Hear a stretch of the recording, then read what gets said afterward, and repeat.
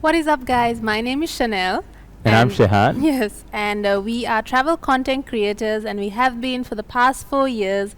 And on today's episode, we will be sharing with you everything that we did and how we did it in order to become travel content creators, and what we wished that we knew when we were getting started, as well as we'll be sharing a few golden nuggets with you along the way at the end of each segment. So, to get started, I think we should start with our story. For those of you who don't know us, I think it would be best that Shenelle gives us a little brief on how we started, why we started, and what we do currently today. Yeah. So it all started when we were, I think, I can't remember how old we were, but it was in 2017, and we decided while we were working our normal jobs that we would take 1 month off and take a 30-day backpacking trip to Thailand, because we loved travel even back then. And during this trip, what we realized is that the both of us really love travel and have thirst and hunger for it, and to learn about new cultures, learning new perspectives, and all the good things that come with travel. But we were also exposed to a new lifestyle in the form of the people that we met when we traveled. We met a number of people who had been traveling consecutively for 6 months to 1 year, and they were all funding and doing this in different ways, whether it was photography or whether it was an online business. And we came to the realization that there were multiple ways to pursue this kind of lifestyle, and that's definitely what we wanted. So when we came back, we started putting our heads together and thinking up what are the new skills that we can build, because we didn't have any of the skills that we use right now. And we kind of started thinking about what are the new skills that we can build in order to make this lifestyle a reality. Yeah. And to add on to that, how we became travel influencers as the theme of this series is that it was an evolution of a bunch of things that we tried out to get here. So initially, Shenelle had her Instagram account, which was used primarily to showcase her modeling portfolio. So she is a model. And what we came by chance, by accident, was on that trip, we showcased our trip through a bunch of stories, and we realized a lot of people were interested in that. At the time, a travel influencer wasn't as well established. There was no genre as such. So what we did then was we just experimented and tried different things. It started off with Instagram stories, then on to Instagram pictures, and then I think 2018 was when we started our first YouTube video. Yes.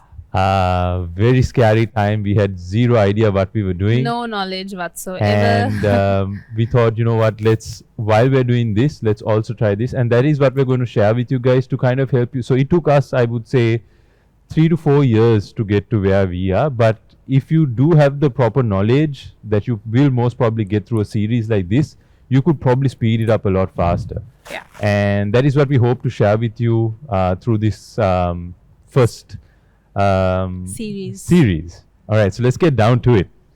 So starting off, let's start off with who is an influencer. All right, so an influencer is a key opinion leader who is able to influence thoughts of a vast number of people through whichever platform they communicate to. All right. And then who is a content creator? A content creator is a person who creates around a specific service or product according to their own style and preference. All right, so let that sink in and just think about that for a second. And I'd like to pose this question to you guys. So type down on the chat of this and let us know what you think. So the first question is, which of these two people do you want to be? All right. So I can't see what you guys are typing, but just type it down there. And this will be a good way for you guys to understand what it is you want to be and get a good idea of what each of these mean. The second question, for those of you who know us, who have seen some of our work, which of these two would you consider us to be?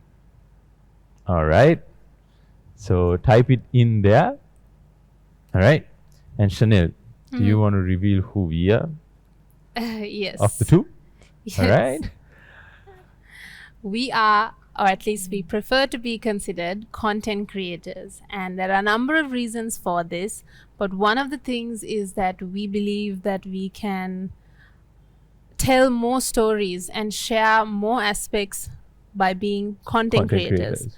than influencers, because there is more aspects of and more channels that we can use to Yep. do this. Yeah, Correct?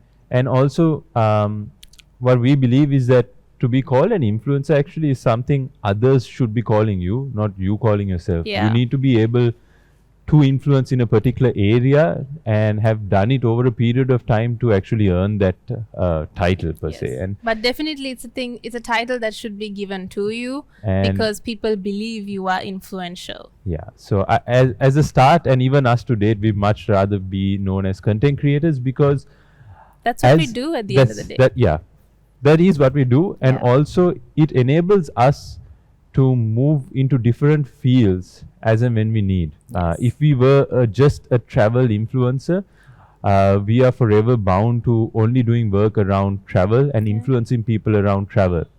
However, being yeah. content creators, we have the flexibility to work around things that we are constantly passionate about. And our passions also obviously evolve along the way, and this is Yeah. something you will notice along your journey. Yeah. So we prefer to be content creators because that allows us so many other opportunities. And Especially when you don't want to have all your eggs in one basket, as this is one of our mantras. As we go along this, you will realize. And it's always important to be able to spread yourself out. So if travel is not happening, there should be other instances or other ways that you can use your specific skill that you build. So in this sense, content creation can be applied in a non-travel way as well, and that can be added to your roster of skills that you use. definitely. All right. So, getting into content creation, how did we get started, right? The first thing you need to do at whichever stage you are, maybe you've already started, maybe you're looking at getting started. The first thing you need to do is identify your market and the audience that you want to be building. All right. So, how do you go about doing that? First of all, the most important thing about this is identifying what you are passionate about. We found this, I mean, it came by chance, but I think it is because we were so passionate about travel from the very start that we have had no issues with all the roadblocks and all the difficulties that have come our way. And when you're doing something like this, you need to realize it's going to take all your time, all your effort, all your investment. And so you really need to be motivated to keep going. Even And when you're not getting paid. even when you're not getting paid. So when we say something you're passionate about, the first thing you need to think about is, are you ready to do whatever it is you're going to be talking or influencing or creating content about for free? All right. Are you willing to put money into it and continue doing it? Let's say maybe even for a year or two. In our case, about 2.5 years. Are you willing to do that for free? Would you still be happy doing that for free? That is what we mean by identifying what you're passionate about. If you feel like, oh yeah, you want to be a food blogger, but you're not necessarily happy about just constantly eating, then you need to think about that. Like even when it comes to travel, it looks glorious and it looks lovely, Glamorous, yeah. glamorous on Instagram and all of that. But if you want somebody who can wake up early mornings and do late nights and Constantly travel. constantly travel, traveling is very taxing on your body and tiring, as well as just constantly creating while you're traveling. And it's not travel for leisure at the end of the day, it's travel for work. These are some of the things that I think people do, that when you look at creators online, it doesn't translate. But the actual reality is that you are constantly working. But the only thing that keeps us going is that we love capturing and documenting and sharing the stories and every second of it. If not, it wouldn't be possible. Definitely. All right. So then, thereafter, something we found to be really helpful to us in our journey is stating your broader mission and vision. And what we mean by this is that one thing you need to realize when you become a content creator, not just a travel content creator or an influencer, there are going to be so many opportunities that come your way. At every stage, you will notice this happen. If first it might be someone just offering you some free products to review, and then someone offering you products to review for some money. And then, these massive opportunities that come down the line.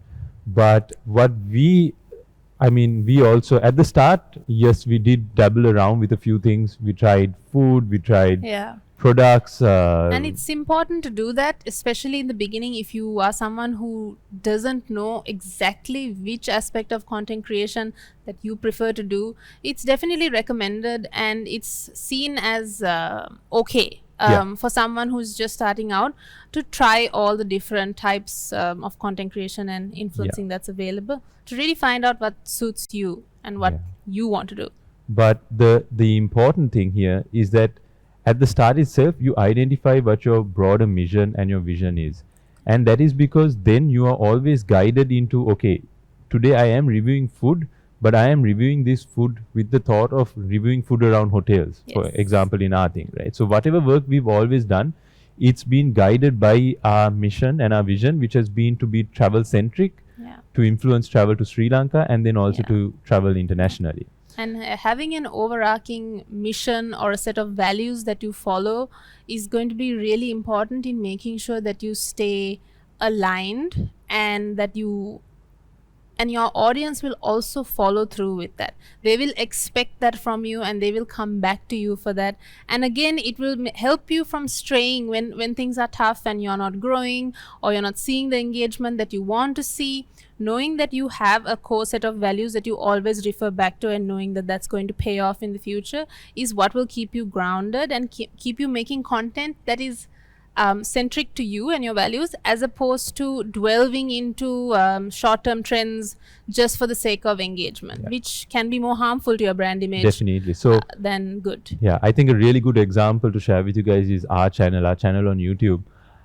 So if you just go on to Shenelle on YouTube, you will see that I think today we have 98 videos on our channel. And of the 98, I think probably about 50 to 60 of them, every time we publish, all we had was like 1,000 to maybe 5,000 views, right? It's so sad. Which was really sad. And in fact, we even spoke to Janit, and we were like, Janit, are we doing this wrong? Should we switch over to Sinhala content? We definitely have much more viewership if we did that.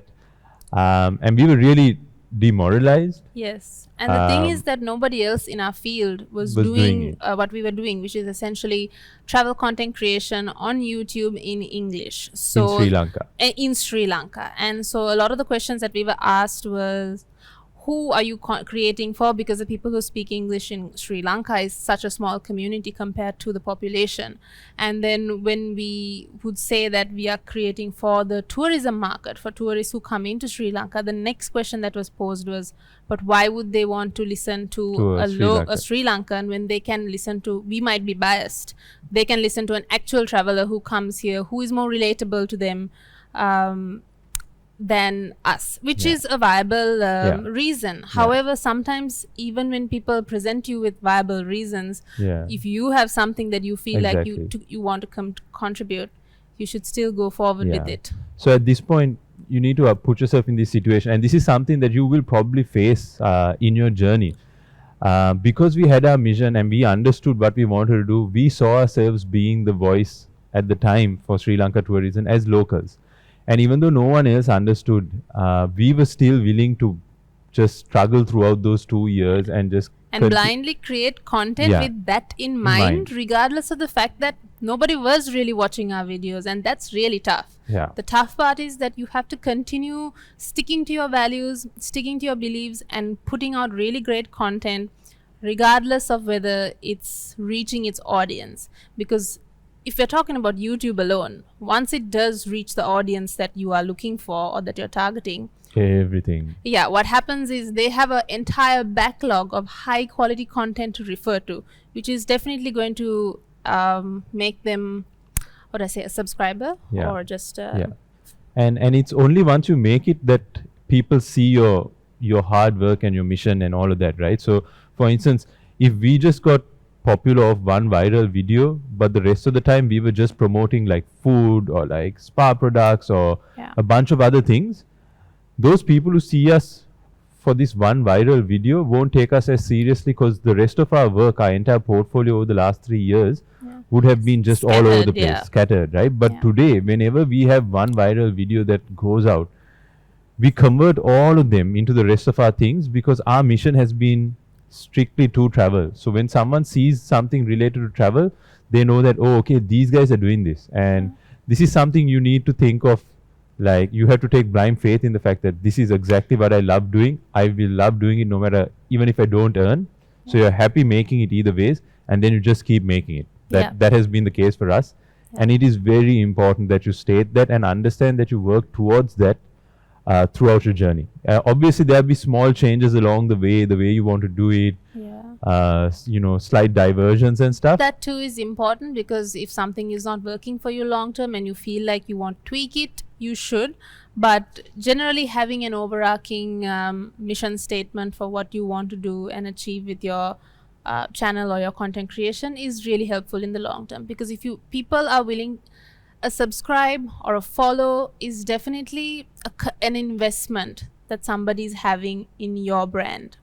And to make them invest their time there, when they do that, what they're doing is they're literally saying, I am subscribing to this person because I want to see their content every time they upload, because I like what they're doing and I know and I can expect what is going to come out of them, whether it's on Instagram or whether it's on YouTube. And essentially, to deliver that faith to them, you have to be consistent in what you deliver to them. So yeah, awesome. We took a lot of time on that one, but I think it's very important that you understand that part. All right. So next up is understanding your commitment and your investment to making it happen. This is something we seriously did not take into consideration when we got started. We did not realize how much of an investment we need to be making into this. Not only in terms of finance, but also in terms of time. Right? And even the commitment. And what we see today is, everyone's trying to do it part-time. And I think it can be done part-time. But when you are doing that, you need to understand and tell yourself, look, this is how much of a commitment I am willing to put towards growing this thing. Because then, if ever you feel, oh, I've been doing so much and it's not working out, you can always look back to and adjust yourself based on the commitment you said you put in. Same goes with investment. All right. So from our point of view, we quit everything 3 or 4 years ago, and we said, look, there's no alternative. We are going all in. It was obviously very risky. But it made sure that we had nothing else to rely on, and we had to make sure this happened. Yeah. Right. And so even when it came to investment, I would say we invested all of our savings for the first 2 years. Yes. And then anything that we made along the way was also just continuously invested. Yeah, so it was a long-term plan. It was a very long-term plan. And I think what is important here was that the entire way, when everyone else thought we were kind of crazy to be putting all our money into this, because of our strong belief in our mission, and we knew what we were doing, we had no problem investing it. While everyone else was traveling, going to fancy hotels, all our friends were doing other things, we were at home editing, or we were saving money to buy the next camera gear that we needed, or we were buying the ticket to travel and make a video. And to add to what you're saying, the strong mission statement and belief, but essentially that alone is not enough. You need to convert that into a strategy to achieve your goal, which is of course where my lovely Shehaan that's his strong suit. He always has a wonderful strategy, and that strategy not only helps you stay focused and have some faith in the fact that even when you aren't seeing results, that you're still going forward. So that is how we were able to stay at home and edit and spend all our money on buying gear, because we knew we were improving our skills, we knew how we wanted to offer better services, and we knew how all of that was going to get to the goal that we wanted to get to. So mission statement, strategy, and investment, and your commitment, because that is something you need to realize. Do not think of being a travel influencer Part-time. part-time just on the weekends, I right? mean, you And can, but it has to be a side thing that you do without expecting too much income from it. It's or even expecting results from it, yeah, right? Like we will take, you will see why in a bit, but that is something you need to understand. You need to set out your commitment and then your investment. Obviously it's going to take way more than whatever you set out, but it is important that you write this down now and understand what it's going to really take, because sometimes people just say, oh, let me just open this account and now I am an influencer. But no, you need to really think about like what kind of an investment and a commitment to this career that you're going to put in. And trust me, if you are willing to go all in, this career can be far more lucrative than most careers, right? Like when we did this 3 years or 4 years back, we were working normal jobs, we were working in the corporate sector, and the first 3 years we obviously just spent all our money. We were negative right throughout, but just in 6 months we've like recovered that and more. And now we're thinking, wow, like, you know, especially considering the current situation, it's amazing that, you know, we're able to make some dollars now. We're able to do all of this just on our own work. So for those of you who are wondering whether it is worth the investment, trust me, especially if you're doing it in English and you're speaking to an international market on social platforms, the sky is the limit. You're not limited to just the market of Sri Lanka. You're tapping into the entire world. And when you're tapping into the entire world, just a few dollars is even amazing, especially when you live in a country like Sri Lanka. And to add to what you said about the current situation, it's during a situation like this that I think the need should arise in many people to try and build this even as a second stream of income in the beginning, because it helps you to be independent from what an economy is going through at that time period. You are catering to not just within Sri Lanka, you're catering to the wider global audience, and the sky is really the limit. So essentially you can be disconnected almost, or the impact will be much less on you if you were to allow yourself to take these steps and initially start to make yourself an independent income. Yep. Awesome. All right. Question 2. So write this down in the chat. It might be fun to see what people say here. How much are you willing to invest? All right. Just put a figure down. Obviously, we are not going to hold you to it. Maybe the guys that create an incubator will. And of course, like, you start off with a small amount and then right? you keep adding, and but so maybe you could say how much you think you might invest. So, and then also put down saying how much do you think we invested. We have invested. All right. So before we go to the next slide, I'm going to share with you like how we started. We had saved, I think, in total 300 or 400,000 rupees. I had saved less than that. But 300 or 400,000 rupees in 2018. We quit our jobs and we said, you know what, we're going to take this money, go to Thailand and just figure it out. Spend all right. About, so 300 to 400,000 was what we had initially, and we thought we have to make this happen with this. Obviously, we did so many different things along the way. And that was the time in Thailand. I think it's important to just touch on this, even though we are talking about content creation. There was a time where we weren't sure if content creation is the way we wanted to go forward. And just to let you guys know that it's not the only form of becoming independent financially when you want to follow this kind of path. There are lots of other ways. And we tried all of those ways. But for us to work together to achieve what we wanted to do, which was to travel, there were a few streams, and what we selected to put our mind, heart and soul into was travel. So all right. So if you're seeing the screen right now, you will see that just in our gear, we have invested, as of current USD values, probably around 5 million just in our gear. And then when you take into consideration our travels, our courses, and everything over the last 3 to 4 years, we probably invested easily over 10 million rupees. But there's one thing I want to add to this, and I don't want this value to scare off people from trying, because what's really important to know is that, like we said, we were very low on cash when we quit our jobs and ran away to Thailand to try and figure out what we wanted to do, essentially.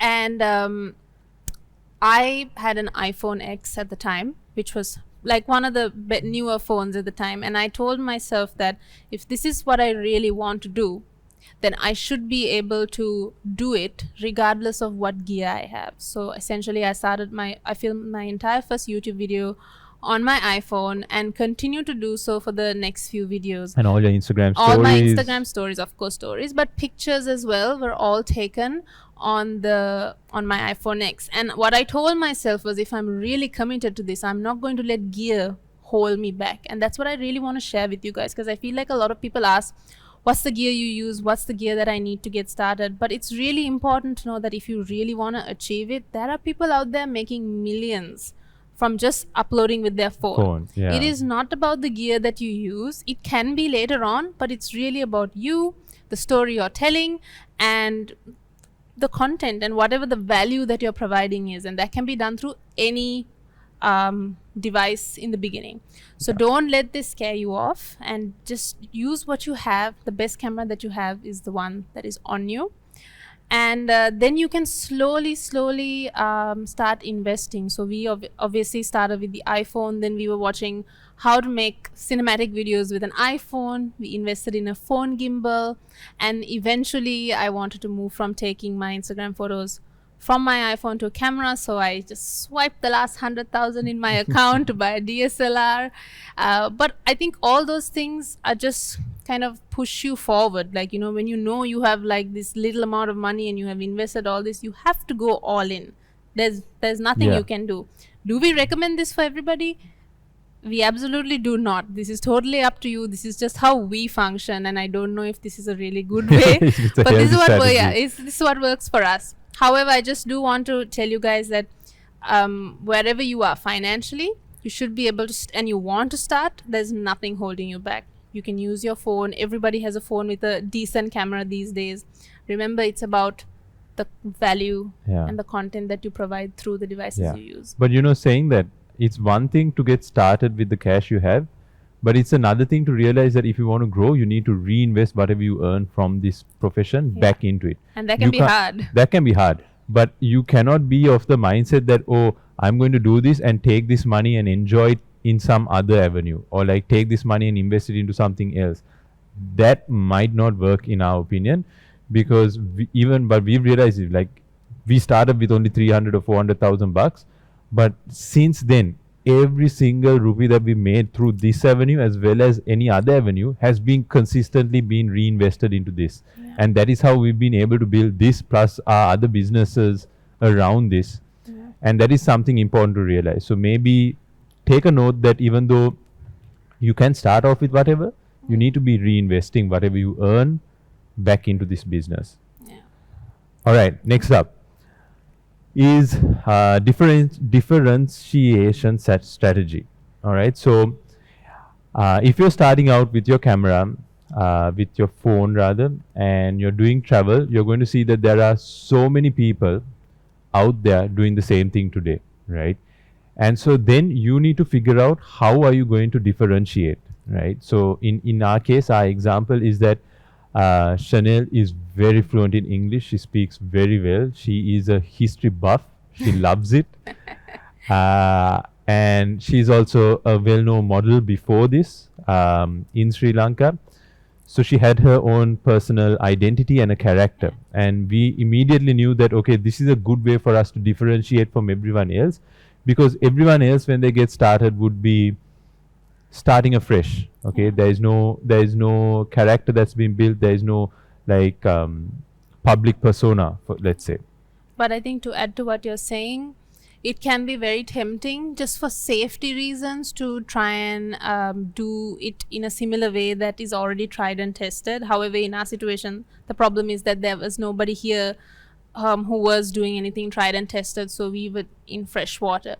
But as you go along, any market tends to slowly start to get saturated. And to, like Shehaan said, to stand out, you need to differentiate. But then the question arises, how do you differentiate? And the best way to differentiate yourself is, and this is very cliched, but it is to be yourself. Because at the end of the day, there's only going to be one of you. And there's always something special about your life story, about the skills you have acquired along the way, And your experiences. your experiences, as well as, of course, your personality. They all amount to something that makes you uniquely you, and that's something that nobody else can really how do I say, replicate.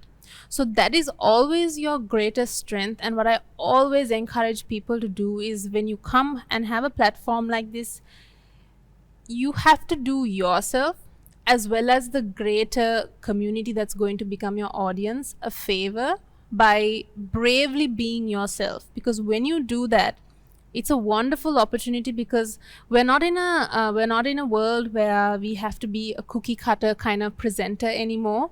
We are, the younger generation especially, are looking for people who are like them. And the moment you are yourself, you are acknowledging everybody else out there who is feeling alone but is also like you in a way. And then immediately you are attracting your audience, who are not just an audience, they will love you just for you personally. And this is where you can not only differentiate, but you strengthen your relationship with your audience. So as scary as it might be to be yourself and put yourself out there in the on a platform where people can, you know, say all kinds of things to you, just know that you are doing a favor to everybody else who is like you out there. So the strongest thing you can differentiate from is that your personality, drawing from your personal experiences, as well as your whatever the things that you like to do. Yeah. So, but we also, at the time, you know, we were in a very interesting situation, in the sense that we weren't really competing here in Sri Lanka. We were looking at working internationally. And when we went abroad and said, hey, we're travel influencers, and we said we're from Sri Lanka, people were like, where is Sri Lanka? You know, like, they don't even consider us a market to advertise to.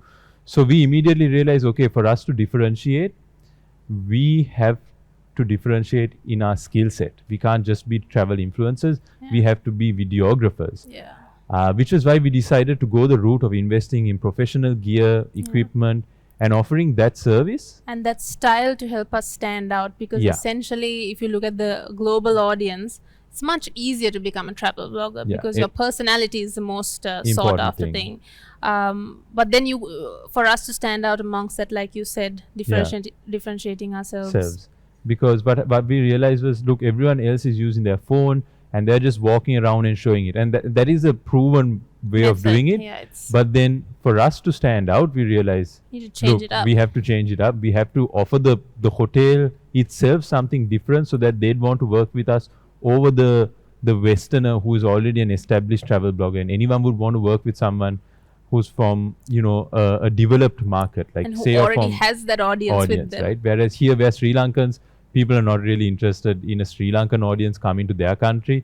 So we had to then show them that, look, we will do this, but we will also create videos for you. And we will show your room, we will show your hotel, we will show your spa.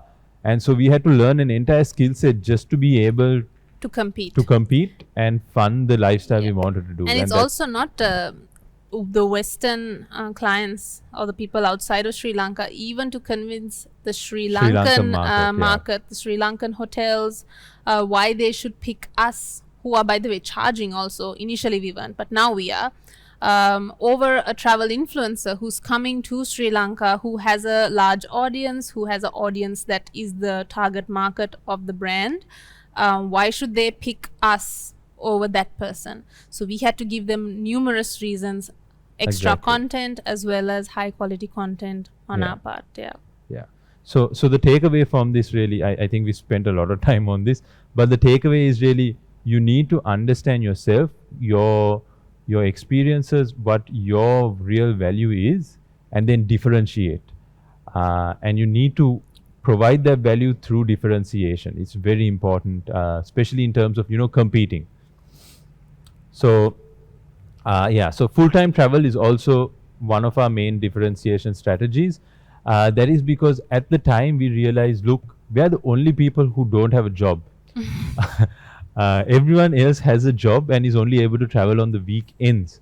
And then we realized the hotels have most of their sales on the weekends. Yeah, and they prefer you coming on the weekdays. So we just said, hey, look, we travel weekdays only. And every hotel was ready for that because they had free rooms on the weekdays. And they were like, yeah, sure, why just come over? So we made sure to differentiate in that as well, because it was an advantage. And So, it was an opportunity for us to get our foot in through the door and show what we are capable of initially. yeah. Blow their socks off, like just really show them what we can do. And then perhaps later on build a relationship and make it a monetary relationship. Awesome. All right. So once you have identified who you want to be, what you want to do, how much you are willing to invest, and ways in which you can differentiate, you're essentially ready to get started. Those are the three main things you need to think of before you get started. Understand that and pen that down so that you know, okay, this is the line that we're going in, and this will be your guiding Bible or guiding book or guiding three. I don't know. You're the one who talks online. Route. I don't know. Yeah. I'm also lost. But yeah, once you have those three, then you are ready to get started, and then you just get started, right? One thing all you guys have, including myself, so Shenelle is forced by me, which is why she can't afford to struggle as much. So she has another person pushing her to it. But obviously it is very hard to create content because you're thinking of so many things. You're in your mind, you're like, yeah, we can do this, I can do this, but you never get down to doing it. But actually doing it. Yeah. And what we have realized is there are two ways of doing this. And especially at the start, the first thing is you just do it, right? There is never a perfect time or a perfect piece of content. That is super important to remember and realize. Even today, a lot of the videos we upload, we're like, oh, but we could go and get this shot and make it a bit better. But we've now come to the realization like, no, we've learned from this. The next time we will do it this way, but this has to go up. And another thing I'd like to add to that is something I personally struggled with is, and I didn't know that I had this, is that some of us are perfectionists. So what that essentially means is that you will actually procrastinate from completing a project just because you want it to be perfect. And I think there's nothing wrong with, having perfectionism as a trait because you really want to put out the best product. But I think there's a fine line that you have to know. And I think that's where having somebody who is the complete opposite of you really helps, because they are there to push you and be like, look, we have a deadline, we stick to this deadline, we need to get it out. And getting your content out, again, having great ideas is wonderful, but ideas are just ideas until you go out, film them and edit them. And if you can't complete your edit and get your video up on time and get one of those at least once a week, it literally means nothing. So ideas, editing, all of that it's nothing unless you actually get the content up and you get it up consistently. So that is something that I struggled with, and I had to rein back a little bit. And I think that in my mind, I'm like, oh, this is not done properly, but I'm just putting it up anyways. But in fact, most people will look at it and think, oh, this is a great piece of work. It's just that you have to come out of your understanding of what is complete. And sometimes I personally, I feel like I hesitate from saying that it's complete and we can do more just because I'm afraid to put it up. Yeah. And that's why it's important to just understand that your content might never be completed to your standards, but you need to get it out. You need to tell yourself that this is the schedule I'm following, and you just have to get it up. Yeah. And that's what will give you results at the end of the day. And that leads us up to our next point, which is taking a systematic approach, right? So this is something that I have kind of built into our process because it's very common to have a great idea and then not know what to do after that. So we now have this process where if we have an idea, we put the idea down and then we'll just break away at the idea. How's the intro for this idea? Where is the hook for this shot? Where do we shoot? How many different shots do we need? What are the sequences that we can work around it, and you just put little pieces of work into it over time. And then after a while, you realize, hey, I've done a lot of this work. Now all I need to actually do is just look at this and just go film it. That helps you break away from this huge task that you're trying to do is that you just break it into small parts and do it over the period of time. But then that way you have everything ready, and then all you need to do is just hit that record button and you get started. So a systematic approach is beneficial, but this is something that you have to kind of learn and like Over evolve time, yeah. into over time. Yeah. But it's good to keep that in mind because it helps along the way. Yeah. All right. And then obviously understanding your strengths and your weaknesses and constantly addressing them. Yeah. So we have the both of us, which is very helpful. Yeah. So Shenelle's Weakness is and strength, I think, is like trying to perfect. Perfectionism. Yeah. So as a result, you know, she procrastinate quite a bit, whereas I am more of a task killer. Yeah. So like I'm just like, no, I don't care. Let's just get it done. So between It's the two out. of us, we meet, I think, halfway, and the content reaches the quality, but it also just makes its way up, Yeah. which is important. Yeah, So you will, through this process, what you should is identify what are your weaknesses when it comes to consistency and creation. Always. Address those things because those are And only write those things down and like Yeah. keep note of these things, and it'll be interesting for you to see whether you've been able to break out of these weaknesses over the years, or whether you've built new weaknesses, new strengths. These are all good things to kind of journal and keep and have an idea And of. unlike when you're working for a company, I think when you're working for yourselves, these things are not stuff that you can just avoid or gloss over, because if you do, it's highly detrimental to your income, to your work, and to your career, because everything depends on you doing this stuff. Yeah. So it's really important. Yeah. So I think we're down like to our last 15 minutes. So let's move on. Yeah, I think we should speed up. But also for those of you, I think we're having a Q&A at the end of this. So make sure you all send your questions in through the chat. And I think we'll be getting them so we can answer those for you guys. All right. Working hard is never enough. And why we say this is that we see, and I'm sure you also see, people on social media just batting out content, right? There's so much of content that they keep putting out daily, especially on things like TikTok and all. And they're just putting so much, and it looks like, oh my God, these people are working really hard. And they're just getting a little bit of results for it. Okay. And in this industry, because it's up to everyone's own drive, right? Just working hard is never going to be enough. You need to work smart. All right. So by working smart, what we mean is that you need to think about it in a different ways. You need to have backup plans, supplementary income streams to make this a reality. Yeah.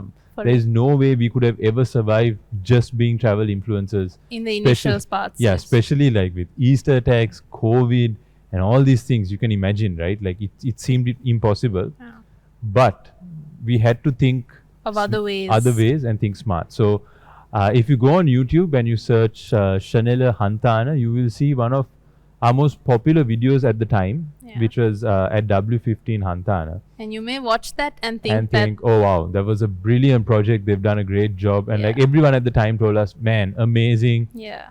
This was the first boutique hotel, like, you know, high-end boutique hotel that invited us. Yeah. And I think we charged like a really nominal amount. Very small amount. Probably not even enough to cover the petrol, if I'm mistaken. It was not. But that's where the working smart works, right? And so this is how we have always, and we still to date continue to cover our costs and make a profit on any project, is that we work number of campaigns. All right. So if you are seeing the screen right now, you will see that on this trip, we were also shooting for 7up.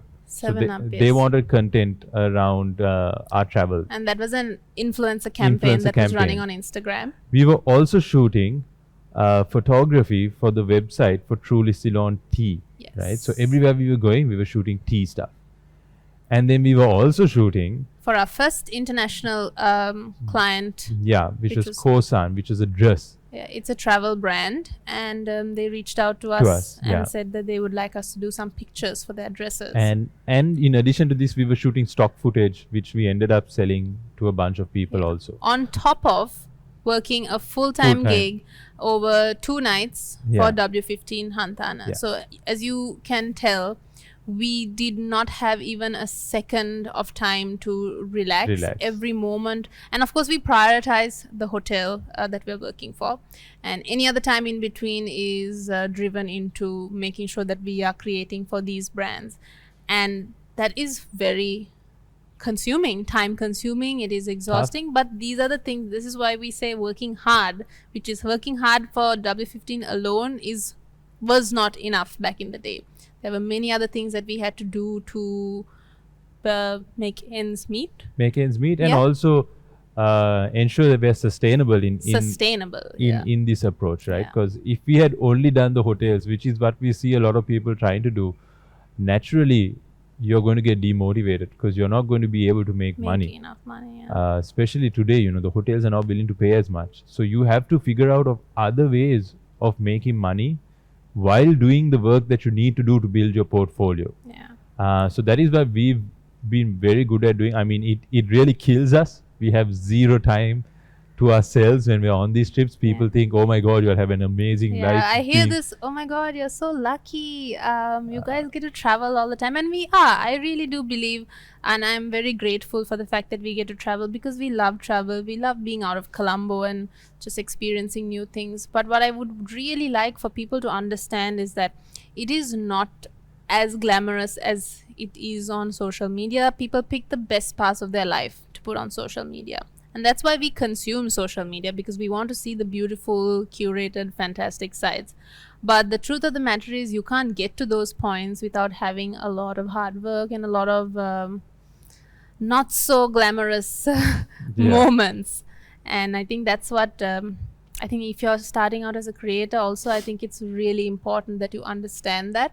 And that you don't get upset when you realize, oh, I'm doing what everybody else seems to be doing, but I'm not getting as much in return. It's because they're doing even more behind the scenes. Yeah. All right. And then I think the final thing is that you're working hard, you're working smart. You cannot, as a creator today, you cannot rely on just one platform. All right. Can't have all your eggs in one basket. And this is something we see a lot of people still do, especially here in Sri Lanka, which we think is detrimental. And I get it. It's very time consuming. It's very tough to understand so many different things. But trust me, you're better off figuring out the process and getting it on all the platforms, because over time it will prove to be much more beneficial. And to add to what you said, it's also important that you try that, because for example, you might start out on Instagram, and if I take my example, we're about to show that actually. Oh, right, lovely. Should I continue, or you want to? Shall we show it? Yeah, let's show it. So I'm sure some of you might have seen our recent campaign we did around the protests and the tourism angle that we covered of the current situation in the country. The video went viral, right? And just to show you how it performed. So the first platform we ever got on was Shenelle's Instagram.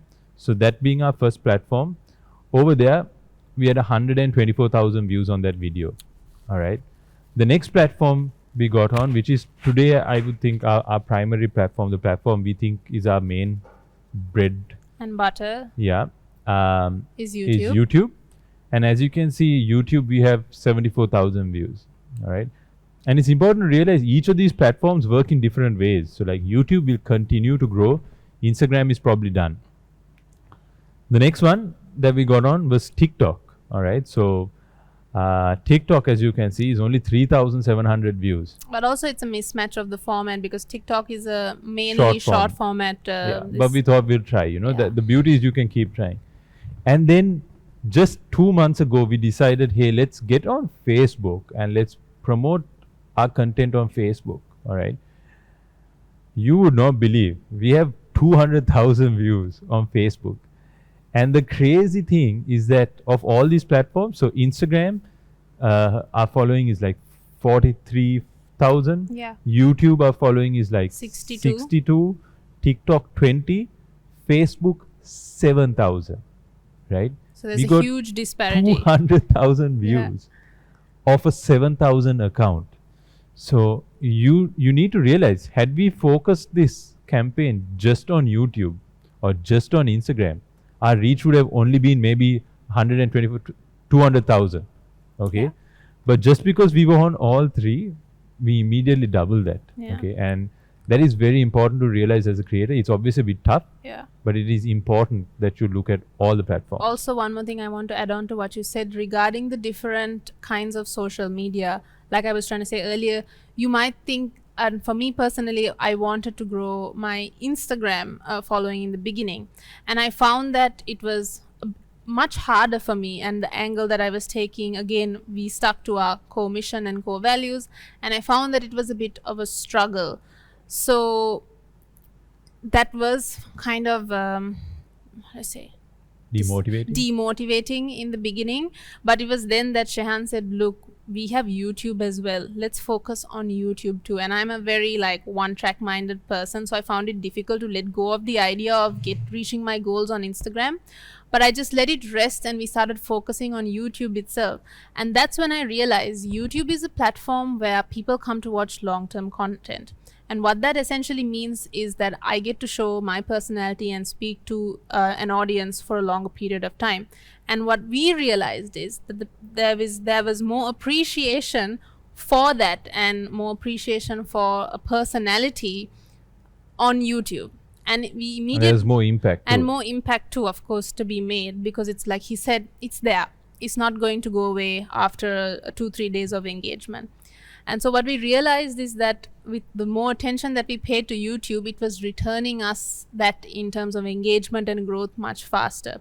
So in this, I understood that while yes, Instagram is a good platform for me, I can do more value on YouTube. And of course, that's what I'm trying to say here, that you might find out that some platforms work better for you than others. Maybe your platform is TikTok and you're on Instagram right now, but short form, quick, impactful content is what you could really grow in. And so that's another reason why it's really important to try out the different types of social media. Yep. Awesome. And the final question, guys, we're almost done. If you haven't sent your questions, please do send them in and we will answer them shortly. I think they'll be sending it to us. What is the most important factor to becoming a travel influencer or a content creator? Shenelle? Do you want me to answer it? You should know. I know. Okay. Answer it down, guys, in the chat, and let's just give it 5 seconds. 5, Okay. 4, 3. Is this something you do? Yeah. All right. Consistency. Janit, who has been like a mentor to us throughout, has always told us that consistency is key. All right. And if you look at this graph here, our YouTube, our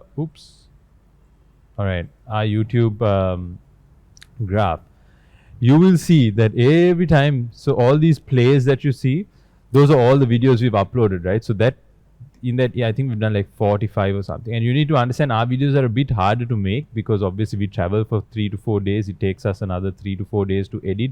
So we can only do a video a week. And obviously we're traveling, driving, all these things. So it's a bit tough. But there were the 2 lockdowns, and you can immediately see those 2 lockdowns in our graph because we stopped creating content during that time, right? And you can see how badly it impacted our viewership.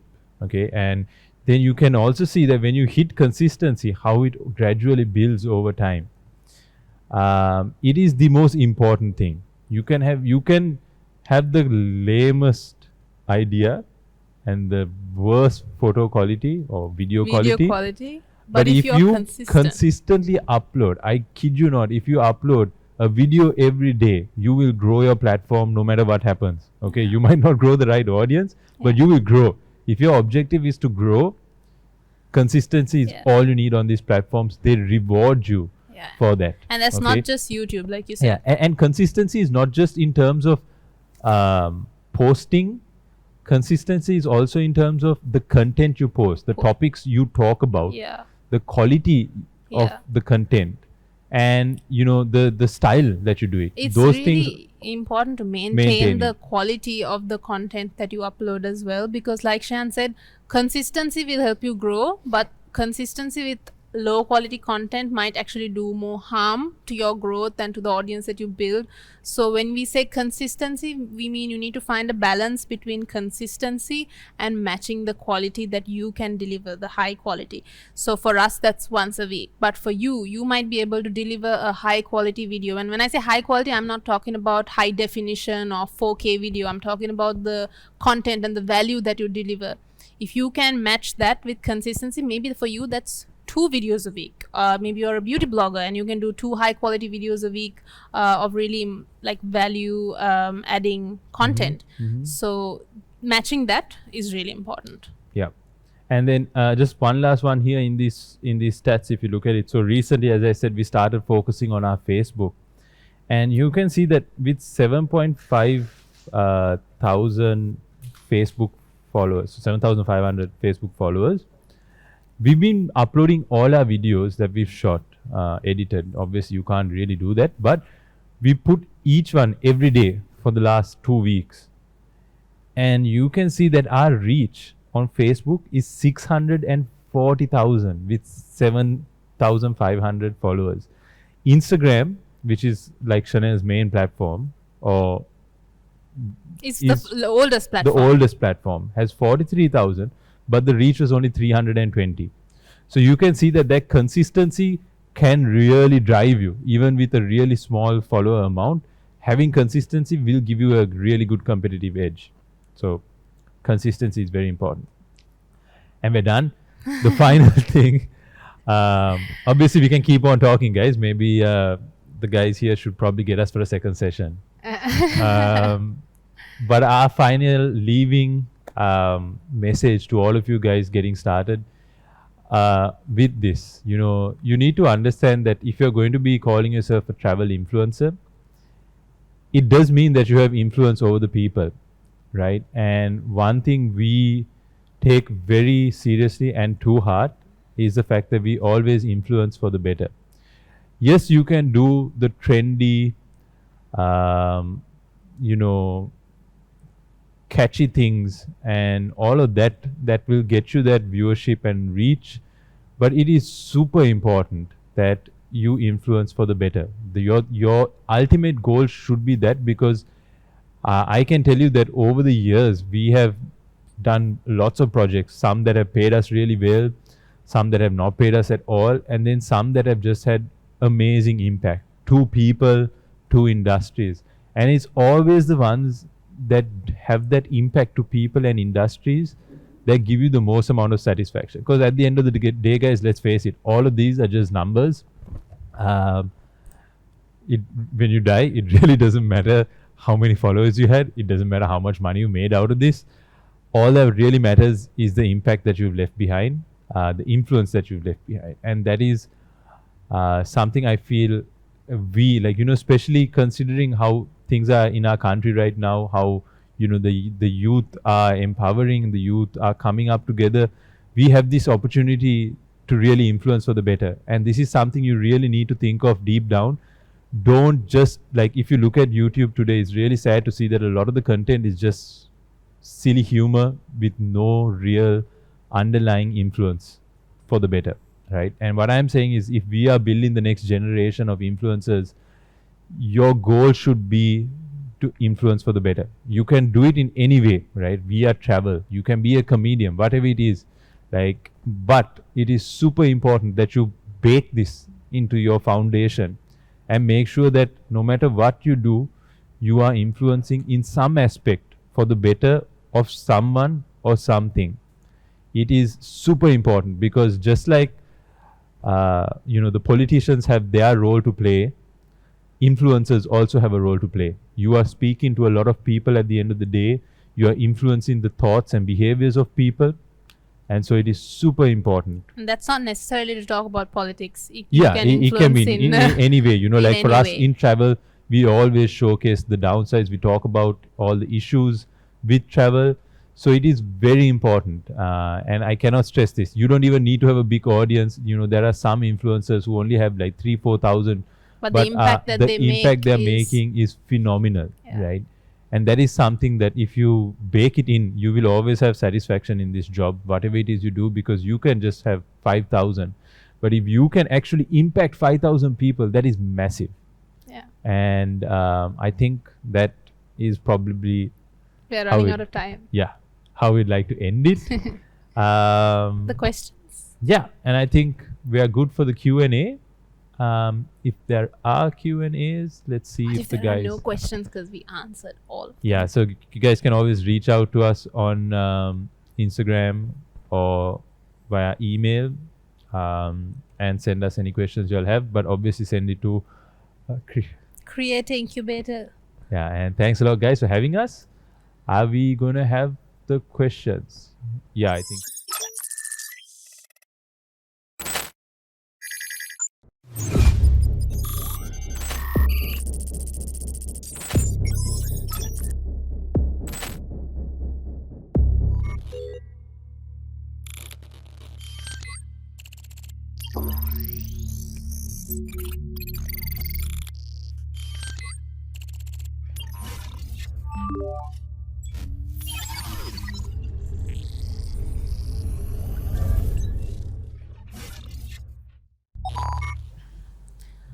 All right, we're back and we have some questions.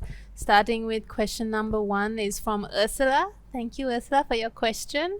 It's, do you recommend boosting your videos on YouTube to your ideal target audience in order to build traffic / following at the initial stages?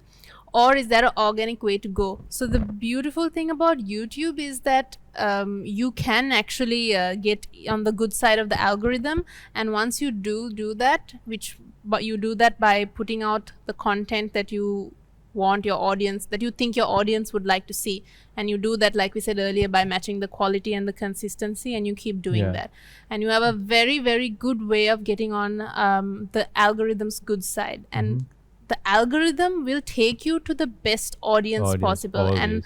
I think it's better than paying for YouTube boosting, which 'Cause we haven't done. Done. And all our growth has happened organically. So YouTube is a place where if you deliver the right content and consistency, you have a very large chance of Yeah. growing organically. So I think on all our platforms, we've rarely, like once or twice, we've promoted some things on Instagram, like a picture.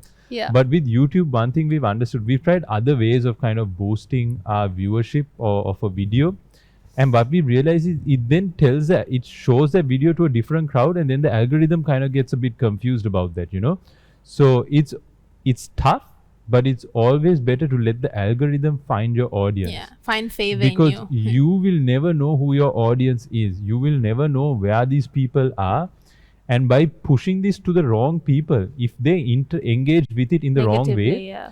so like you may think, okay, let me target my videos to Colombo 7 people who are spending so much, and they can watch it. And if they only watch it for like a minute, the algorithm thinks your video is crap. But at the same time, if the algorithm by some chance shows it to someone in Australia who loves the video and watches it for like 15 minutes, then the algorithm immediately knows this is a good video for this audience, and they will find it. So we have never spent a cent on YouTube advertising. And we encourage you to find a it. way, find what works for you to get on the algorithm's Yeah. good side, as we say, because once you're in, Yeah. you will know what you need to deliver, as well as it'll be much easier for you to build that Yeah. audience. And it can be detrimental actually to boost your video, especially if you don't understand targeting really well. So it is important that you not do that. It is a lot harder, obviously, yeah. but it pays its dividends later. Like I said, I think my way of speaking about it is that we were shouting into the void for a very long time. Over 6 months, we were just continuously uploading with no real results. We were happy when we had 1,000 views on a video, until that one video went viral. So the algorithm was checking audiences here, until it found one audience and was like, okay, I'm going to keep showing these videos. This video did well. Let me show all the past videos, and then of course the future videos. So just have some patience and continue to deliver. Yeah. The next question is also by Ursula, and she asks, how did you find a way to balance your commitments given the corporate jobs you had? Given the nature of local corporates, there's rarely ever a break from work, even when you come home, so balance can be hard to maintain. This is something that it actually didn't happen for us because of the fact that we had quit because we were done with the corporate sector, and then we went to Thailand to figure out what we wanted to do. But I do understand that this can be very it difficult. can be very tough, and obviously it's going to be a lot harder. But you know, like with anything in life, you're going to have to kind of burn the midnight oil. Yeah. You need to obviously take that into consideration in Yeah. the kind of content you're going to create. And a lot of sacrifices in A lot of terms sacrifices, obviously, but you know, there are stories of people who've done this. There are ways to do this. You just need to work even more harder. Yeah. And you know, it's always a good thing to kind of have a cushion of a stable job giving you some money. Yeah. Because what we did was scary. It Yeah, was really and scary. we don't recommend. But one thing that you can do perhaps is that do the best that you can while you're working your corporate job, and of course make sure that you're saving some money for the time where when you know that your content creation brand and business is at that point where it's about to take off, or it is taking off, and now is the time for you to put in that extra work, and it might be time for you to quit your job. I think when that time comes, you should have a nice comfortable cushion of a savings that you have made for yourselves for the next 6 months or so. But also, I don't encourage people to leave their job until they know that they have money coming in from this stream. But I know what you're saying, that it's really hard, but I do think that it's a challenge. It's a challenge. Yeah. So I think the others are like statements here. Yeah. Initial investment. Okay, so there's this. How did you break into the most difficult Yasmin, market? I completely understand what you mean when you say the English market coming out of Sri Lanka. It was this question. The struggle to Yasmin's first question is the struggle to actually sit down and edit after shooting is real. Yeah. Which is something I relate very much to because I edit all the videos on the channel, and as much as I love the filming process and I'm very excited to edit while I am filming, once I get back home and I get on my laptop, the beginning part is just so tedious of organizing the footage and all of that, but there's just really no way around it. Luckily I have Shehaan to help me out through that process. He likes to sometimes do that process for me, and then I will follow through, but there is no way around it. If you film the content and you want it to go up, you have to do it. If you don't do it, it won't get done. Yeah. So And the yes, question Ms. was, how Nexi. did you break into the most difficult market, English speaking market in Sri Lanka? You know, honestly, we had no idea. And I think even now, I don't think we've really broken into that English market, but obviously it's being continuously known for this is why now more and more people know of us in the English speaking market. But our goal from day one has not been to speak to the Sri Lankan market. Our audience is only like 35 or 40% Sri Lankan. Our goal has always been to speak to an international market.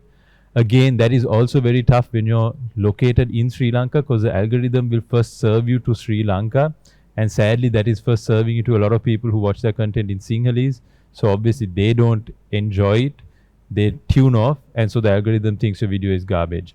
But after some time, once your video gets been shown to English creators, English viewers, then it's brilliant, you know. And we have this view that, like with anything, the scarcity of content is always a good thing. So for us, there's really no one competing in the English speaking segment for travel, and that helps us stand out.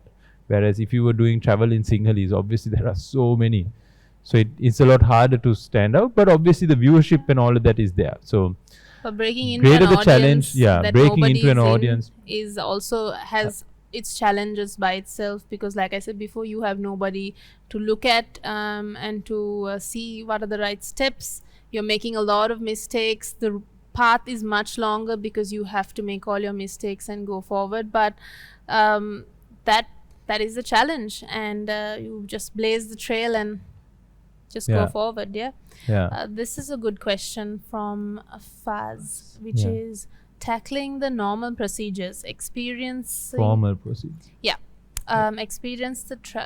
experience with traveling with loads of video gear, forms to fill like NDAs, formal pitch decks, and freelance contracts with clients. So the first part of it is that Yeah. Shehaan has always been very adamant that we build our gear based on always being light, because our goal is to always travel, And we travel have to be able to abroad. carry whatever we. Yeah, so whatever that however we improve our gear, it has to all fit in his bag. So we have multiple arguments and debates about which piece of gear we should upgrade to next. I have lost most arguments, but since he Yeah. carries the bag, he has more weight on the Yeah. decision. But definitely, we have one of our rules is that we have to be mobile filmmaking. Yeah.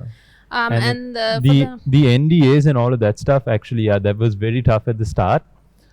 But like now, it's something we just give to the client and say, you all need to sort this out. Most often, we have formats which we send ahead of time, and we say, send this out to everyone that we're going to be filming, and it's their duty to sort that out, and obviously when we're shooting on YouTube and stuff, it's not too much of a problem. It might be a problem later on, but yeah, contracts, all of that, it's a tedious job. That's what I do most of the time. Chanel's editing, I'm sorting out the contracts and like all the back end work, the logistics. That's a whole other ball game, right? And that's why this is like, it's become a business. Like even us, we're now looking at growing our team, and we are going to need different people to kind of manage these components for us, because it takes a lot of time, and you really it comes to a point where you need to realize that you need to spend your time in the most effective way, and that's where we are now working towards. Hussein Yusuf, what if the type of content you want to create is really expensive, not just the initial investment, but the investment per video is really high, and not just in terms of cost, but also in terms of time? How much can you do per day or week? So I think somewhere along the session, we did answer this question. Yeah. In terms of meeting the quality and consistency, the time that it takes us to make a video, we can do one a week, one YouTube video a week. But I think to also to answer your question, like, if you look at our videos today and you look at our videos at the start of our channel, you will see that we always had this idea of producing these super cinematic travel videos. But at the start, we were doing it with an iPhone and a gimbal, like a phone gimbal. And obviously, we would have preferred to have had all the crazy gear and all of that to shoot this stuff. But at the time, it wasn't possible. So but like we said, it's more important that you still get that content out, because getting that content out at whatever you're at will help you get to the point that you want to get to. Waiting for the gear and the time and the money to invest into making the high production video, it's not going to work. Especially start with a lower quality, lower production, not quality, lower production version of your end goal, and keep perfecting that, and maybe delivering to not your dream client, maybe to a client that will pay you less, something like that, until you can make your funds to get to that position. I hope that's what he's asking. Yeah, and I mean, there's always ways to do it, guys. Like where there's a will, there's a way. There's always a way to kind of do it. And I think one thing everyone needs to realize is you need to realize that your first 50 videos on YouTube will probably be bad, and even if it's good, it's probably still only going to be seen by a few people. That's just a given. You just need to think of like, I have to get this out and put it out. We're at like 98. We're considered on the luckier side. Usually they say 120 videos. Your first 100. And the thing is, if it's your first 50 videos, let's say, it's still going to help you improve. Those 50 videos, you will learn more about the algorithm. You will know how to tag your videos. You will learn about titles. You will know what kind of thumbnails work for you, if we're talking about YouTube, that is. And you will know what kind of edits work for you. So maybe you will not make as much money as you want. Might not get as engagement as you want, or the recognition. But those 50 videos will build you up to what's going to happen to you by the time you get to 100. So there's definitely, that is also an investment in time that has to be considered for this kind of work. Awesome. I think we're done. All right, guys, I hope you guys enjoyed this. Thank you so much for joining in and for all the great questions. Some of them are statements, so we didn't really address them. But I hope this was useful for you guys. And looking forward to seeing you guys grow along this journey. Yeah. All the best to all the best. All the best, and yeah, consistency. Yeah. Consistency, quality, and just keep going blinders on. That's, I think, the main thing to take away from this conversation. So all the best to you guys, and thank you so much for joining us.